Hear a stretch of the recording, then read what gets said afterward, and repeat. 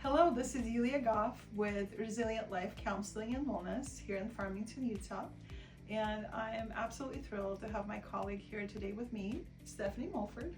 And you are a social worker, right? That's your CSW? CSW. CSW, yep, you're all official. Yes. And I'm actually really thrilled to have Stephanie here with me in this month of May because of a few things she specializes in, and I'll actually let her introduce herself and maybe share that a little bit. Yeah.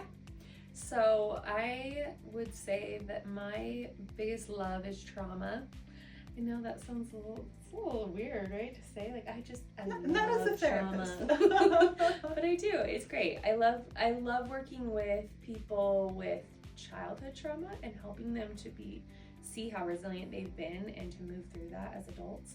I love to work with long-term health crises and chronic fatigue, that kind of thing, just helping women to make sense of how it's affecting their lives. And I would also say that I really enjoy working with moms who are struggling to find the joy in all of it. Because I think that's so real, and I think a lot of times we don't talk about it enough, and so women will come in here and they'll vocalize that and feel a lot of shame over it. And I like to help normalize that for them and help them recognize that that's totally a normal part of motherhood, and let's move through it, right? Yeah, absolutely. And I just want to affirm exactly that. Motherhood is really complex. Yeah. And in this month of May, we celebrate, Mother's Day, and there's the kind of like the beautiful part of being a parent, of being a mother, and I think that's wonderful and beautiful. Sure. Yeah. But that's not the whole story. Right, right. And so that's why I think I really wanted to chat with you this month, is just to really get your perspective. So I know, like you said, you love trauma. You love working with trauma. You love working with mothers, and there's some overlap there, right, in that space between motherhood and trauma, and I'm kind of curious your thoughts on that. Yeah, so like that's often what I find myself chatting with clients about, is how their trauma is getting in the way of them showing up fully in motherhood, and kind of the grief that comes with that too, and the way in which they feel held back by these things that have just plagued them for so many years. And that's what they're coming in here for, is they're like, I can't show up. I feel like I'm letting my kids down. I feel like I'm letting my spouse down. I feel like I'm letting myself down, right?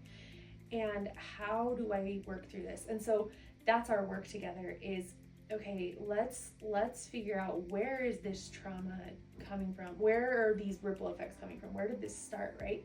We're getting down to the root, and then we're really healing those roots. I'm using lifespan integration, which is the modality that I rely on it's a trauma modality that I use to help them move through it. And so in doing that, they start to be able to say, like, okay, I can show up more fully in motherhood because I love myself more. The shame isn't all encompassing. I'm not drowning in the grief of all of these ways in which my life didn't go according to plan. And then they can say, like, now I have the bandwidth to show more love to those around me, and, have the space to spend time with my kids or whatever it may be. But yeah, so often I think that they come in here with a lot of shame over, like, I can't show up in motherhood because of this. And so I love being able to help them to work through that, to be able to get to a place where we can then have both. We can say, yes, motherhood is hard and complicated, and I can find joy in moments. Absolutely. Yeah, I mean, isn't that life also? Totally. It's complicated. It's complicated. But joy is there. It's always possible. Yeah. And with our sort of resilience being in the name, I feel like joy is such a big part of resilience. Totally. Right? Yeah. Well, for sure. I'm sure you do a wonderful job helping your clients tap into the joy of motherhood and kind of allow that space, right, for more of that. Well, and I was curious, obviously lifespan integration is a great modality. Sure. And how long have you practiced that? I've been using it for the last almost 2 years. Yeah.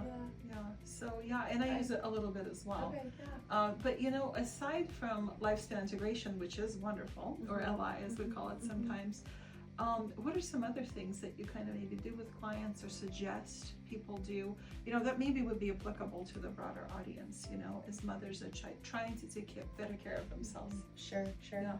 I would say that there is and I have this conversation a lot, there's a big difference between being selfish Right. and having self-love. Right.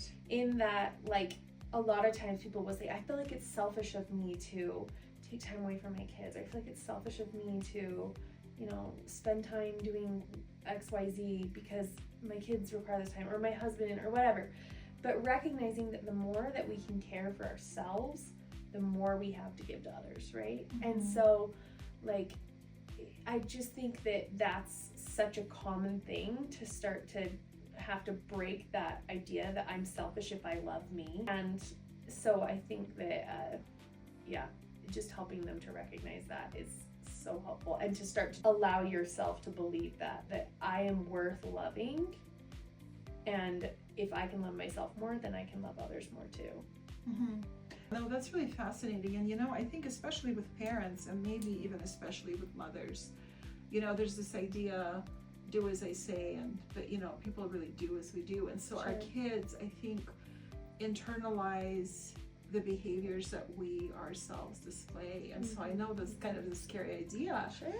but this is just like, don't wait to heal, Mm-hmm. because the way that you treat yourself as a parent often is what the kids pick up on. Right, and I love to use that because that's when it really starts to resonate for people, is when they say, oh yeah, I don't want my kids to grow up being someone who feels that they can never take time for themselves or doesn't love themselves, right? So it needs to start with me, and I need to be the one who loves myself enough to be that example for them. Right. And so I'm worth it, but it's also good for the children. Right, totally, yes. Right, in all the other relationships. Mhm. Well, what do you think are some of the most satisfying things you see, you know, the transformations you see in therapy? How long do they take?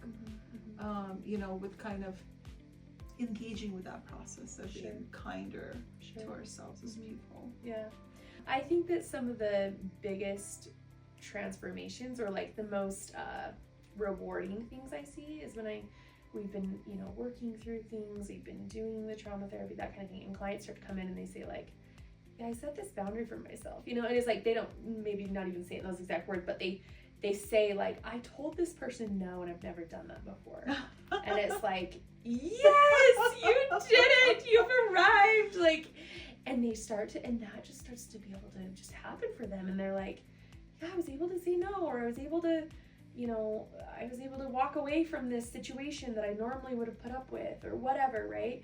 And so those are the moments of like, okay, you're getting it, you are loving yourself enough to say that I matter, you matter, but I matter too, right? Right. And that's something that I think mothers could really, you know, keep front and center in their focus of vision. Yes, right? I matter too. Yes, we both matter. It doesn't mean you matter Yeah. less, it means I matter also. Yeah. Mhm. Yeah. Yeah. I used to joke, / not joke, that mothers are people too. Yes. Oh my gosh, so true. Yeah, Yeah. I love that. Yeah, you know, one thing that I think applies to mothers, applies to all people, is when I talk with clients or just people in the world about self-compassion, you know, I'll ask them, you know, how do they talk to their friends or people they love, their children, right?